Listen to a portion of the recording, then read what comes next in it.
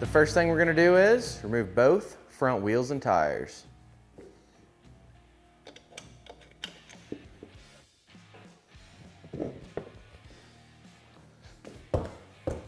Then we're going to disconnect the tie rod from the knuckle. Sometimes the tie rod will get stuck in the knuckle. What you want to do, you want to take a hammer and you want to hit right here. You just want to give it a good couple taps until it comes right out. You'll disconnect it. Then we're going to get a pair of side cuts. We're going to come in here and we're going to cut the zip tie, securing the boot to the rack and pinion. Once you've cut the zip tie, grab a hold of the boot, pull it down, and then this clip right here, you can usually just grab it with your fingers, wiggle it down off the outer portion of the boot, slide it down out of the way, and peel your boot back.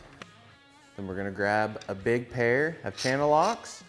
We're gonna come in here and we're gonna take the inner ball and socket loose from the rack and pinion. Grab a hold of it as tight as you can.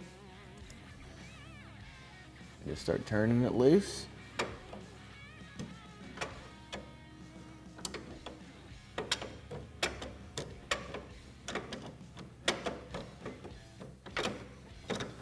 Once you've got it loose, you should be able to just grab a hold of the whole tie rod and start spinning it until it completely unthreads from the rack. Then we're going to grab the provided inner ball and socket that came in the tie rod kit. We're going to apply just a little bit of blue Loctite. The reason we say blue is if you use red or green or anything like that, it makes it pretty tricky to get them back apart if you ever needed to replace it. Then we're going to go back up to the rack and pinion and start threading it in.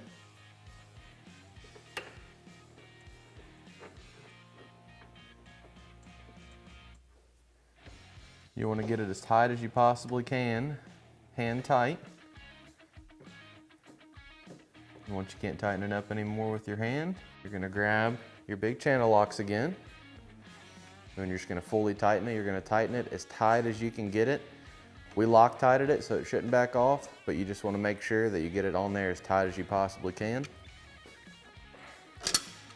Right there, we got it about as tight as it's going to get. Now we're going to grab our boot and our tie rod.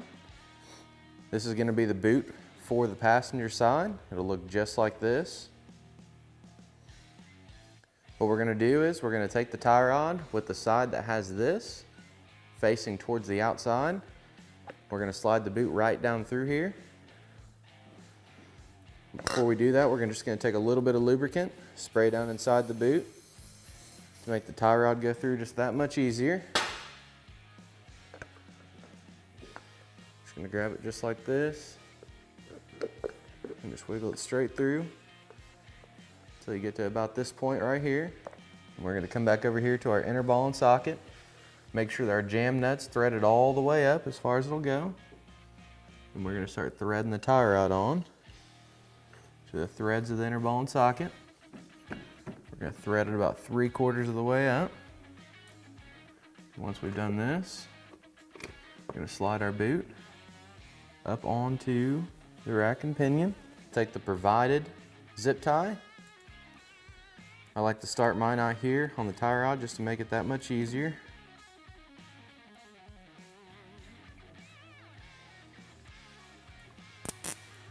We're going to slide it all the way up.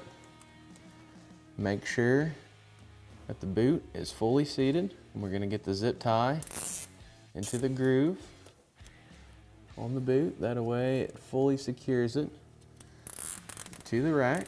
And we're going to take another zip tie and put it on the outer portion of the boot right here in this groove. You can go ahead and fully tighten this one as well. Then we're just going to cut off the excess. Then we're going to grab our tapered stud. We're going to insert it with the tapered portion facing down. So it'll go just like this. Then we're going to take the provided washer as well as nylock nut. We're going to install the washer first and start threading the nut on. Then we're going to go ahead and tighten up the lower nut on the tapered stud.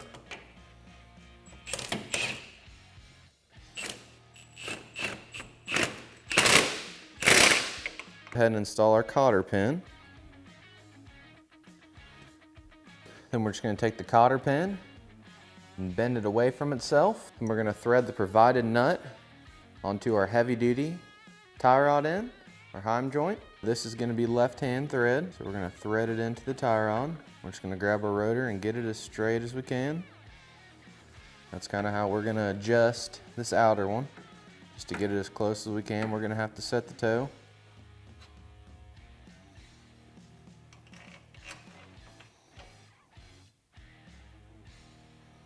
Once we have it onto the tapered stud, we're going to take our misalignment bushing, slide it straight down with the tapered side facing towards the heim joint, just like that.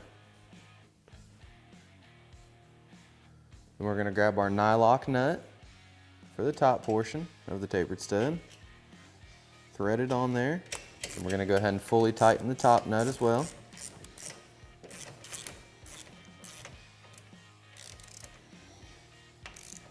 Get this pretty snug here. Got it fully tightened. So now we're going to take our cotter pin, slide it through the stud, and just do the exact same thing, just bend it away from itself. Then we're going to go inside the machine, make sure our steering wheel's straight, just to make sure that we have our adjustment as close as we possibly can. After you've done all this, repeat the steps for the opposite side. We have our wheels and tires reinstalled and our tie rods installed on both sides. Now what we're going to do is we're going to settle the suspension. We're working on a Turbo S today, so we're going to set the machine to comfort mode. And we're going to come in here and turn the key on.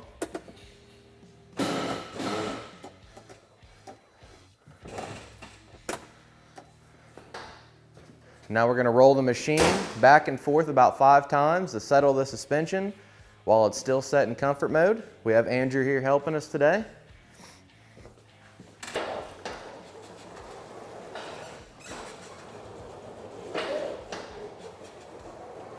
Once we've done that, we're going to push down on the front of it a little bit. Just try to get it to settle the suspension out. These dynamics can be really tricky when it comes to getting the suspension settled. A lot of times you may have to take the machine out, ride it a little bit before you try to set the toe. But we're going to go ahead and set the toe today. We're pretty confident that we've got the suspension settled.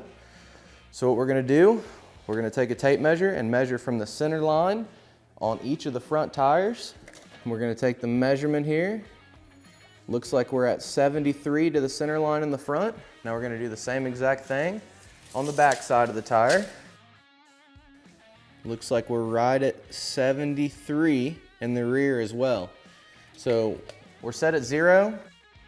The awesome thing about SuperATV's heavy duty tie rods is that they're double adjustable. So if you did have to make any adjustments, if you need to tow it in or tow it out, you just loosen both your jam nuts, grab a hold of the tie rod, and you can spin it either way, like depending on if it needs a tow in or tow out. But like I said, we're zeroed up, we're all good. So we're gonna go ahead and tighten down our jam nuts. Just gonna get these as tight as we can on the inners and the outers as well. We're gonna take a 19 wrench to stick on the inner ball and socket, that way it doesn't try to spin whenever we go to tighten down the jam nut. And that's how super easy it is to install SuperATV's heavy duty tie rods on this Polaris RZR Turbo S. For more information on these tie rods or any of SuperATV's great products, feel free to give us a call at 855-743-3427 or check us out online at superatv.com. Thanks for watching and have a great day.